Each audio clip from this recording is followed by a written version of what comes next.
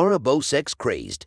After this story, you'd never look at your secretary the same way again. In the case of Clara Bow, everything was going fine, and she was one of the biggest stars in the 1920s. As a matter of fact, she was even Hollywood's first sex symbol. But the beginning of her end stared her in the face when she had a falling out with her secretary. The secretary quit and walked out in a fit of rage. Now, if this was all that happened, there'd be no cause for alarm, but she took all of Clara's personal documents and the star wasn't having it. They quarreled, fought, and exchanged harsh words. At this point, Clara didn't care if her secretary left, but she wanted those documents back. They contained sensitive information that could ruin her. However, the vindictive secretary knew all that and began to blackmail Clara. The star was at her wit's end, so she did what any normal thinking person would do: sue her secretary to get the documents back. Sadly, that was the biggest mistake of her life.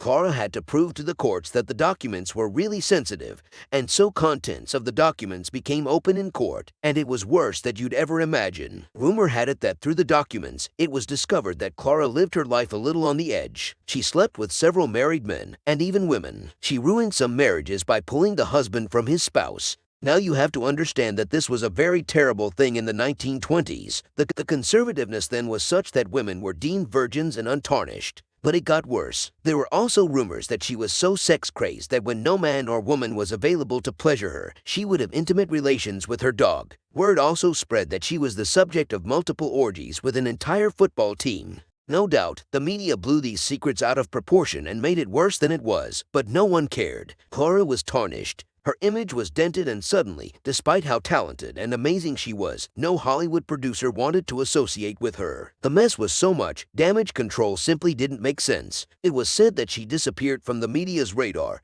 and that was the end of her bright and promising career. Virginia's murder. Put your detective hats on for a minute. Do you think this man did it? So on September 5, 1921, one of Hollywood's most successful directors and producers decided to attend a party with some of his friends in a really luxurious hotel. Then from the corner of his eye, he spotted a beautiful damsel that he couldn't get his eyes off of. So he invited her over to his group for drinks and so they can talk. Her name was Virginia Rapp, and she was a model and actress. Fatty had so much fun talking to her, but soon she complained that she wasn't feeling so well. Rumor has it that, being a gentleman, Fatty took her to his room so she could rest and feel better. Then he rejoined the party, but according to speculations, he went back to his room to check on her, and then the following day, Virginia was dead, caused by a ruptured bladder. How? What happened?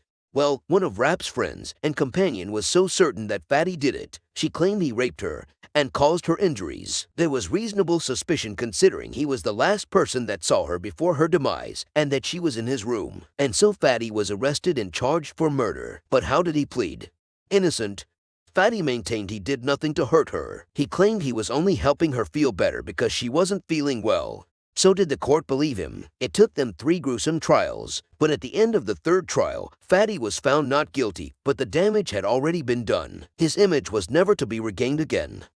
Natalie Wood's demise. In yet another mysterious circumstance, an actress on a cruise with her husband and co-star mysteriously turned on dead and floating in the water. If you are curious about how this happened, well, so is the rest of the world. But maybe you can make sense of this. According to the speculations, she went on a cruise with her husband on his ship. She had just achieved a great milestone in her career, so one of her co-stars tagged along. A few hours later, Natalie was nowhere to be found, and when she was eventually found, she was floating on the sea, lifeless. According to her husband, he believed she must have fallen off the boat when he wasn't looking. A plausible occurrence, but when her body was examined, scratches and bruises were found on her arms and neck. There was definitely struggle. So did he end her life? How exactly did she end up lifeless on the sea? Reagan's virgin fetish. Remember Ronald Reagan? No, not this one. Ronald the actor, before he became president. Rumor has it that while Ronald was a great actor, he also had a secret fetish. He was obsessed with virgins. To add fuel to the fire of the rumors, a young actress called Piper Laurie told the world about Ronald and his secret fetish. According to her, it all started during the filming of a 1950 drama, Louisa. He was supposed to play her father in the film, but he got so attracted to her, he wanted an affair. At the time, Reagan was 39 and she was only 18. She even later added that he was a mean and selfish lover. In the end, no one knows for sure what happened between the two or how many other young ladies Ronald had been with. The era of pedophilia. In today's Hollywood, if anyone is ever accused of being a pedophile, that would be the end of the career. They'd even go straight to jail. But back in the 1930s, pedophilia was apparently not such a bad thing.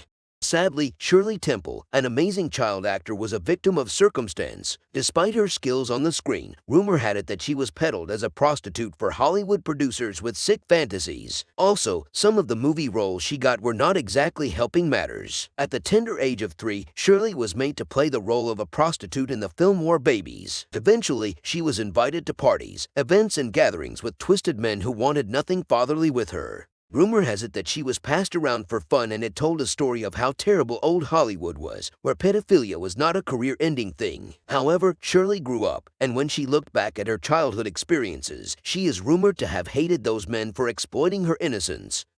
Studio fixers. Now let's talk about fixers. You know how it's always good to know a guy. Well, in old Hollywood, there were guys called studio fixers. Here's how it worked. The role of a studio fixer was simply to cover up any scandal that may occur and dent the celebrity's image, thereby losing the studio money. Doesn't sound so bad. But the lengths by which these studio fixers went was outrageous. One of these fixers was Eddie Mannix. He was said to be so good at what he did, he terminated pregnancies, made certain people disappear, and ensured the image of the studio was protected at all costs. Just how far did Mannix go to carry out his job? No one really knows. Paul Bern's death. Paul Bern, a talented film director and husband to the iconic Jean Harlow, met his tragic demise on the night of September 5, 1932, at their Beverly Hills mansion. It was a night veiled in secrecy and shadow. Bern was found lifeless in his bathroom, a gunshot wound to his head, his life extinguished at just 42. The circumstances surrounding his death were shrouded in intrigue. Some whispered of a tormented soul, plagued by personal demons and financial troubles. Others speculated about his tumultuous marriage to the captivating Jean Harlow, with rumors of infidelity and strained relations swirling like a tempest in their luxurious home. As the investigation unfolded, it was revealed that a curious note was left by Bern, hinting at his inner turmoil. Was it a farewell message, or perhaps a cryptic clue? The answer remained elusive, hidden behind a curtain of Hollywood's enigmatic allure. One fateful night in 1958, Lana's daughter, Cheryl Crane, found herself entangled in a web of scandal that would forever change their lives. Cheryl was just 14 years old at the time and had grown up in the shadow of her famous mother's career. It all began when Lana became involved with Johnny Stompanato, a charismatic but dangerous man with alleged ties to organized crime. Their relationship was tumultuous, marked by jealousy and violent outbursts. One evening, an argument between Lana and Johnny turned deadly. Cheryl, who was just a teenager, witnessed the horrifying event unfold. In the midst of the chaos, rumors began to swirl that Lana had murdered Johnny and told Cheryl to take the blame. The sensationalized story spread like wildfire, capturing the attention of the media and the public. The truth, as it would later be revealed in a sensational trial, was that Cheryl had indeed stabbed Johnny, but it was in an act of self-defense to protect her mother. Lana had been threatened by Johnny's violent behavior, and Cheryl believed that her mother's life was in danger that night. Cheryl's trial became a sensation,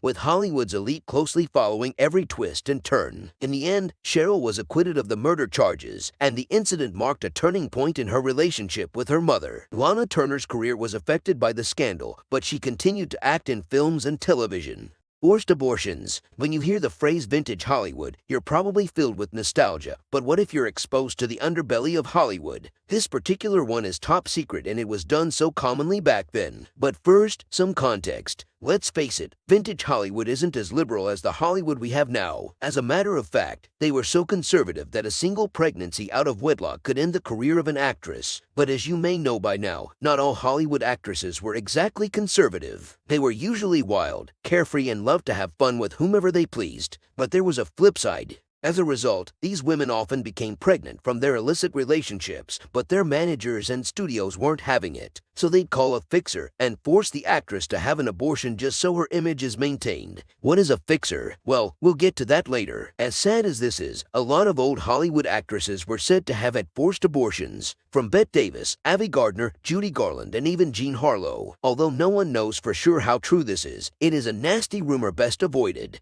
Judy Garland's addiction. In 1939, Judy Garland's life took a magical twist, catapulting her into the dazzling spotlight with her iconic portrayal of Dorothy in The Wizard of Oz. But little did the world know, this marked the beginning of a turbulent journey through the tumultuous world of Hollywood. Imagine being a child, not yet 10, and being introduced to pills by your own mother. It's a chilling thought, but it was Judy's reality. Pills, both for energy and sleep, became her companions at an age when most kids are still playing with toys. This early exposure set the stage for what would be a lifelong battle. By the tender age of 17, Judy Garland had already faced the clutches of addiction, hooked on barbiturates and amphetamines. It's a stark contrast to the bright-eyed girl we saw skipping down the yellow brick road. Signed to the powerful Metro-Goldwyn-Mayer, Judy found herself in a web of contracts and scrutiny. Studio bosses, fixated on her appearance, especially her weight, turned her life into a whirlwind of diets and pressure. They even cruelly referred to her as a fat little pig with pigtails. Her food intake was micromanaged, limited to chicken soup, black coffee, cigarettes, and appetite-suppressing pills. Imagine trying to grow up under such oppressive scrutiny. Throughout her teen and adult life, Judy Garland was caught in a never-ending cycle of Benzedrine, diets, and the unrelenting gaze of the studio. It's a tragic tale of a starlet who, despite her immense talent, became a casualty of the Hollywood machine, forever haunted by the shadows of addiction and relentless expectations.